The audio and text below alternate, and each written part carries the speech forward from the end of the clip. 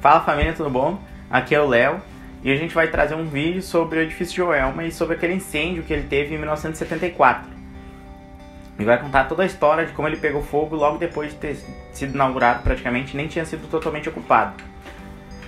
Então, sem mais demora, se você gosta desse tipo de vídeo, desse tipo de história, comenta aí embaixo, deixe seu like, segue a gente nas redes sociais aí, tem sempre conteúdo legal lá.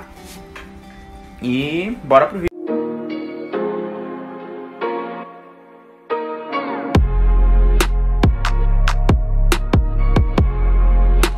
E foi no dia 1º de fevereiro de 1974, bem ali na Avenida 9 de Julho, onde ficava localizado o edifício Joelma, numa das maiores cidades do país, que é a cidade de São Paulo.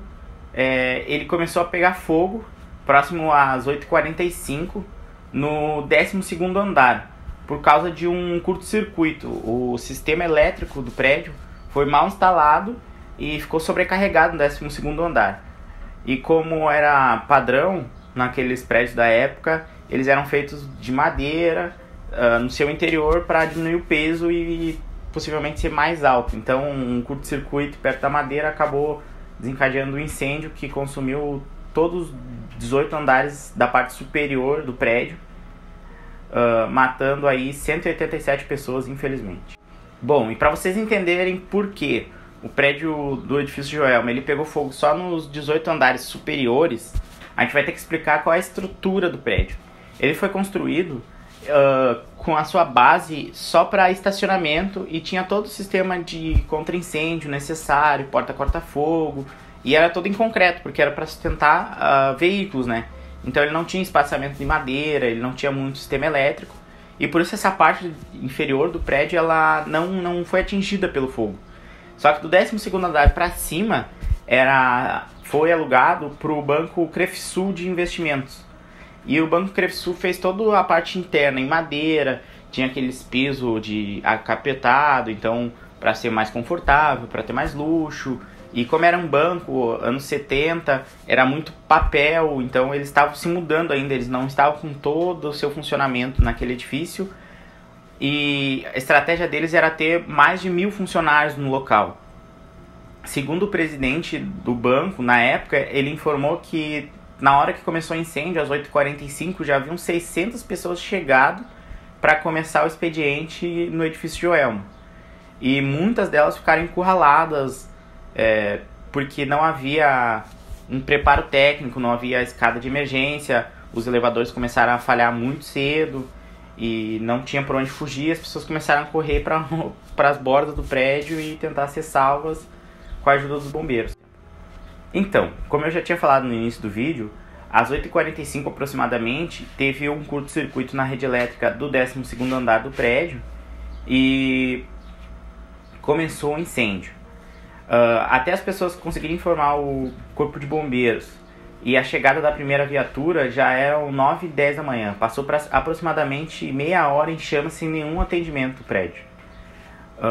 Para vocês terem uma ideia, quando as escadas Magino chegaram, a infraestrutura do corpo de bombeiros era tão precária que elas não tinham capacidade de alcançar os andares superiores. Então muitas pessoas que estavam nos andares superiores não tinham como ser resgatadas pelas escadas Magiros. E depois de aproximadamente uns 40 minutos, a intensidade do incêndio e aquela informação que corria muito rápido já era tão grande que no local já havia o comandante da Polícia Militar, que era responsável pelo Corpo de Bombeiros, o secretário de Segurança Pública e o próprio prefeito de São Paulo, da cidade de São Paulo, já estavam no local e eles juntos iam tomando as decisões sobre o que fazer para conseguir controlar o incêndio e salvar o maior número de pessoas possível.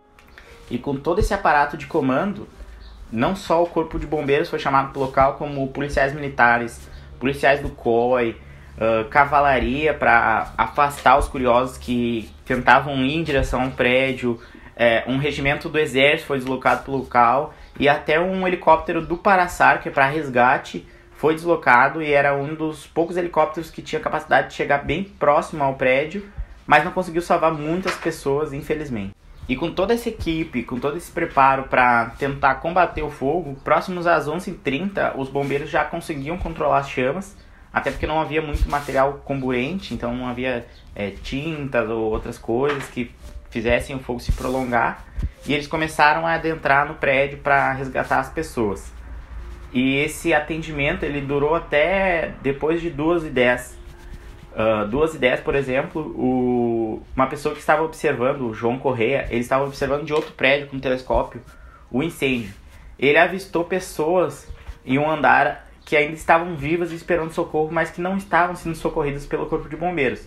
Ele desceu e foi até o comando da operação e avisou dessas pessoas, deu a localização delas, e graças a essa atitude dele, os bombeiros puderam ir ao encontro dessas pessoas e salvar.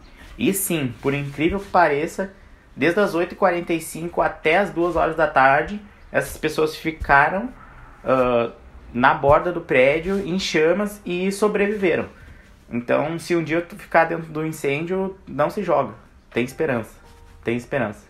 Porque eles ficaram lá e esperaram o resgate e foram socorridos todos com vida. Após o incêndio, foi aberta uma investigação e aí se fechou o número de mortos e feridos. Cerca de 187 pessoas, infelizmente, perderam a vida nesse incêndio. E mais de 300 ficaram feridos. O presidente, Kirill Petrov, do Banco Crefsu de Investimentos, foi condenado a 3 anos de prisão. E outros 4 homens foram condenados a 2 anos de prisão. Tanto da Crefsu como da Termoclínica, que era responsável pelo sistema elétrico e pela manutenção do edifício. Após o incêndio, a proprietária do prédio, que não era o Banco Crefsu, que ele só alugava, ela botou o prédio em reforma durante 2 anos e relançou ele, batizado com o nome de edifício Praça da Bandeira.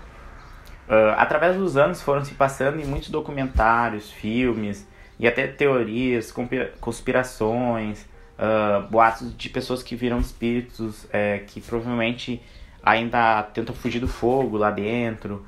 Existem muitas histórias que contam ainda sobre o edifício Joelma.